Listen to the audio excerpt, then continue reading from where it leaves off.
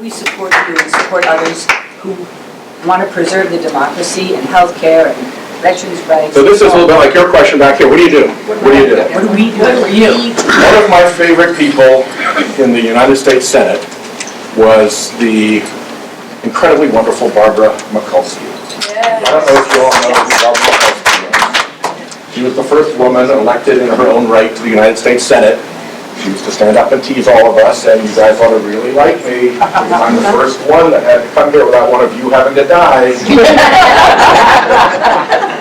And she was also, she came out of being a community organizer. I don't know what it is about being a community organizer that, you know, brings us our first African-American president, brings us our first elected in her own right women senator, but she was really something.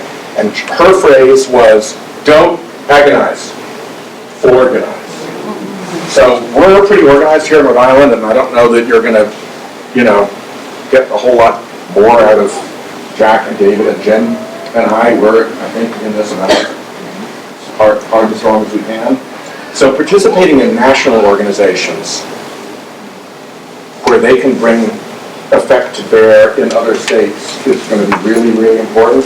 Whatever the issue is that moves your heart the most, look at the organization you like the best and get more involved and work through that organization.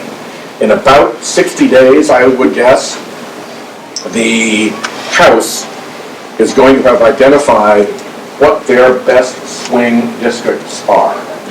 All right? So stand by for that.